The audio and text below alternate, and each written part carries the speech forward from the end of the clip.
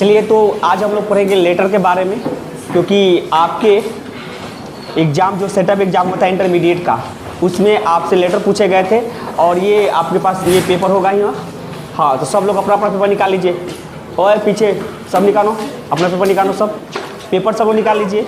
उसके बाद आपसे इसमें 2 लेटर पूछे गए हैं। क्वेश्चन नंबर यहाँ पर देखिए, सब्जेक्टिव में चौथा, इसमें आपका एक फॉर्मल है और एक इनफॉर्मल 2 पूछे हैं। तो आपको दोनों का पैटर्न बताते हैं कि फॉर्मल और इनफॉर्मल कैसे लिखते हैं, और दोनों की लिखावट जो है वो अलग अलग है। तो पहले समझते हैं लेटर। लेटर का हिंदी होता है पत्र, और एक लेटर आपको जो इंग्लिश में बताए थे कि एक अल्फ़ाबेट में कितने लेटर होते हैं? हाँ, 26 लेटर होते हैं। तो वो एक लेटर जिसको अक्षर को हम लोग बोलते हैं हिंदी में, और ये जो आपका लेटर पत्र हो गया। और ये जो देखिए कहीं ये लिखा रहेगा, ये लेटर होता है, इसका अर्थ होता है दूसरा। तो ये नहीं आपका, ये लेटर नहीं, ये आपका एडजेक्टिव में पढ़ना है, तो इसको यहीं पर साफ कीजिए। उसके बाद देखते हैं कि जो लेटर होता है वो 2 होते हैं, हाँ, फॉर्मल और इनफॉर्मल। देखिए आपको इसमें फॉर्मल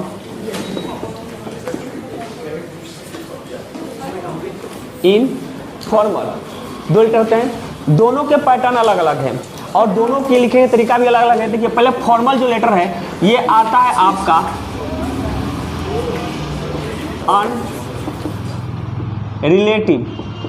अनरिलेटिव का मतलब होता है जिससे आपका कोई संबंध न हो। जैसे डॉक्टर हो गया, डीएम हो गया, स्कूल के प्रिंसिपल, टीचर, मंत्री के पास लिख रहे हैं, कहीं विधायक के पास लिख रहे हैं, और उसके बाद बैंक में लिख रहे हैं। ये आपका आता है प्रॉब्लम के लिए।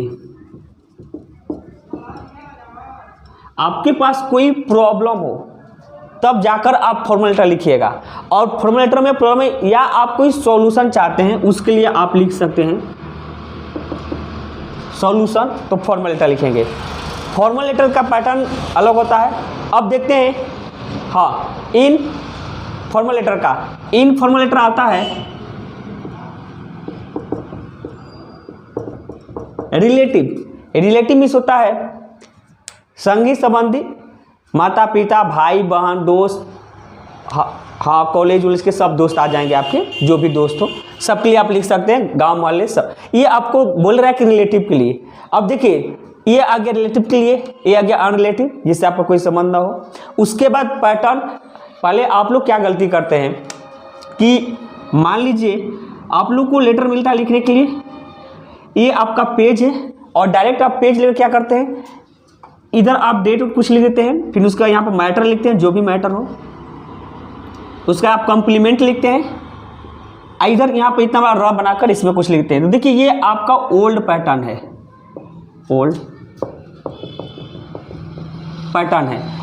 ओल्ड पैटर्न है। तो फिलहाल में ओल्ड पैटर्न नहीं चल रहा, अब आपका न्यू पैटर्न चल रहा है। न्यू पैटर्न क्या है कि आप जो चीज़ इधर लिखें, ये राइट साइड, उसको लेफ्ट साइड लिखिए, यहीं पर लिखिए, उसका ये मैटर लिखिए, उसका कॉम्प्लीमेंट लिखिए।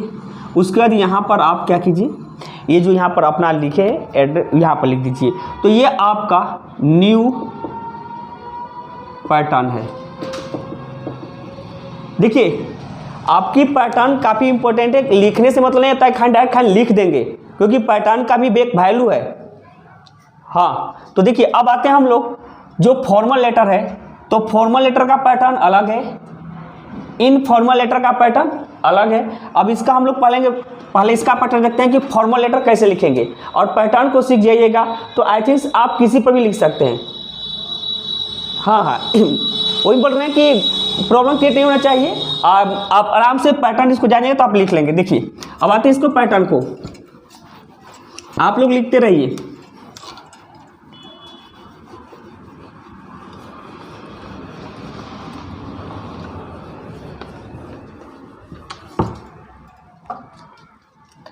चलिए देखिए अब आते हैं, ये यहाँ पर आपका फॉर्मल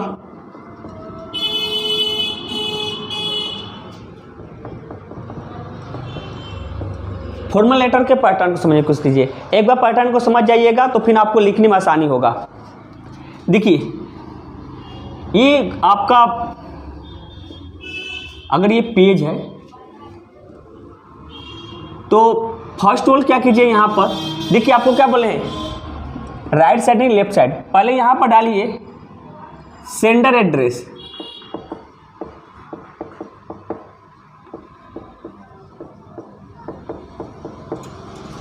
सेंडर्स एड्रेस का मतलब होगा भेजने वाले का पता।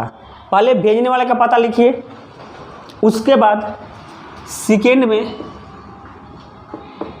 डेट। और डेट कैसे लिखना है, डेट जब भी लिखिएगा तो आपको मान लीजिए कोई मान लीजिए यहाँ पर है 5 अक्टूबर 2000, ये लिखिएगा। आपको अगर ऐसे लिख दीजिएगा तो ये गलत हो जाएगा। आपको ये लिखना पड़ेगा, जो नेम ऑफ मंथ है उसके नाम को लिखना पड़ेगा, तब जाकर आपका करेक्ट होगा। अब देखते हैं तीसरा आपका आएगा रिसीवर एड्रेस।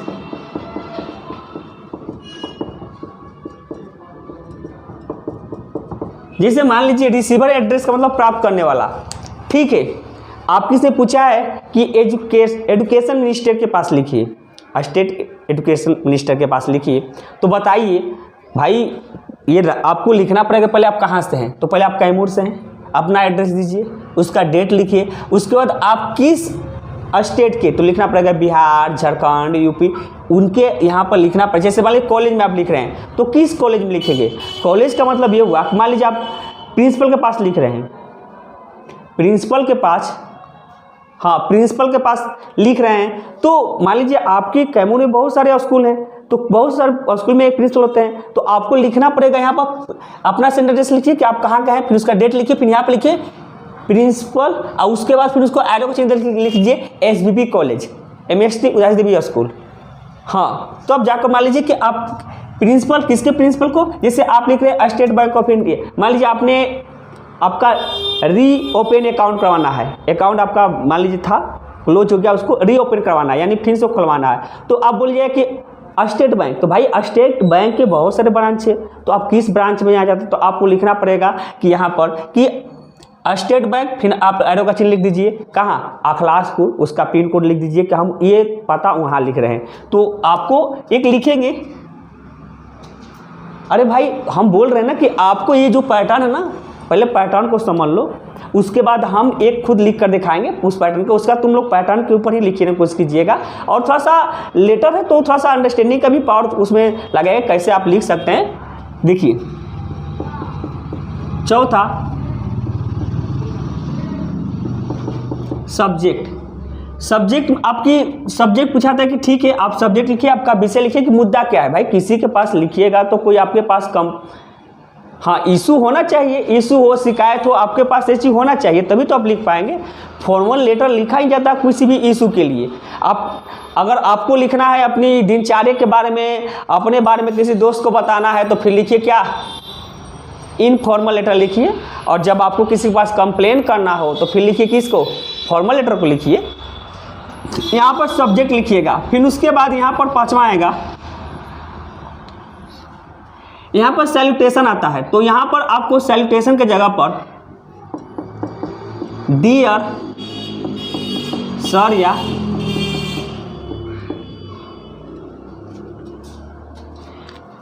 डियर सर या मैडम लिख सकते हैं। अब देखिए आपके मान लीजिए ठीक है आपने डीएम के पास कंप्लेंट की है, तो हो सकता है कि उसमें मैडम भी हो, सर भी हो सकते हैं। अब उनसे मेल भी फीमेल भी, आप जिस स्कूल के पास प्रिंसिपल के पास लिख रहे हैं, तो वहाँ पर हो सकता है कि वो जो प्रिंसिपल हैं उस स्कूल का, तो मेल भी हो सकती है, फीमेल भी हो सकती है। तो आपको वहाँ पर समझ आना चाहिए कि क्या लिख सकते हैं। चल देखिए इसके बाद 6, अब इसमें है 6 में आप लिखिए अपनी प्रॉब्लम को, आपकी प्रॉब्लम क्या है भाई, आपकी प्रॉब्लम क्या है, प्रॉब्लम लिखिए कि आप मान लीजिए पत्र क्यों लिख रहे हैं, समस्या को लिखिए कि आप चाहते हैं कि हमारे, जैसे आपके से पूछा है आपके पेपर में दिया गया है किसके ऊपर दिया गया है, दिया इसमें कि write a letter to the state education minister about the scarcity of mathematics teacher in your school, यानी आपको लिखना है कि आपके स्कूल में मैथ के टीचर की कमी है, उसके ऊपर लिखिए।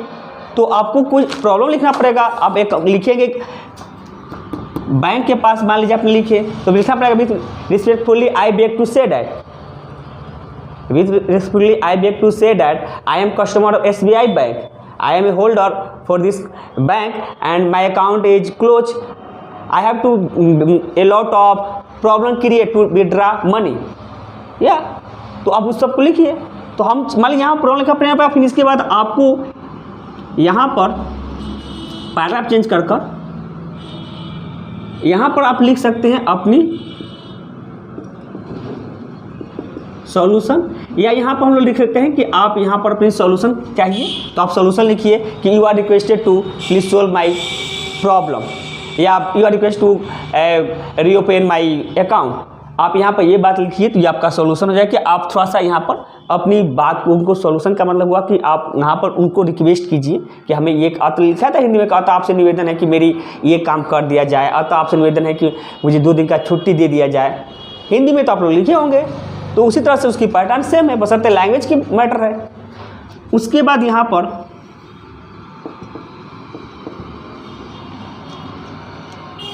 पर आप लिखिएगा थैंकिंग यू। उसके बाद यहाँ पर आप लिख दीजिएगा कॉम्प्लीमेंट के रूप में, कॉम्प्लीमेंट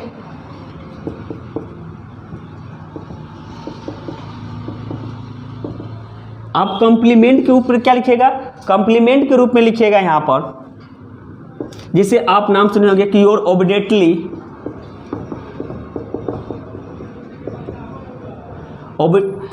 ओबिडेटली स्टूडेंट, या इसके पर हम लोग प्रयोग करते हैं सिंसियरली, या उसके बाद यहाँ पर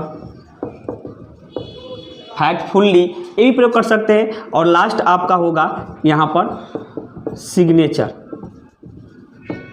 तो ये पैटर्न है लिखने का, किसको,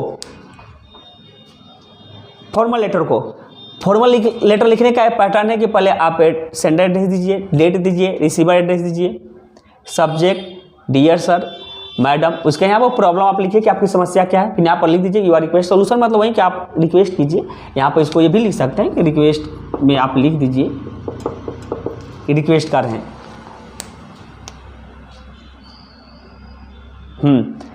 रिक्वेस्ट, उसके बाद आप लिखिए थैंक यू लिख सकते हैं, फिर उसका कॉम्प्लीमेंट लिख दीजिए आपका इमीडिएटली, फिर सिग्नेचर लिख दीजिए। इस पैटर्न को पहले आप लोग उतार लीजिए, उसके बाद फिर हम एक आपको आप जो पूछा गया उसी के ऊपर एक लिखते हैं इंग्लिश में, उसके बाद आप समझ जाएंगे किस पैटर्न से लिखा जाता है।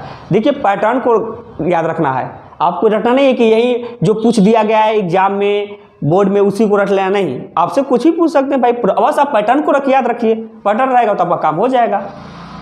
हाँ चल देखिए, तो हाँ तो इसको उतारिए।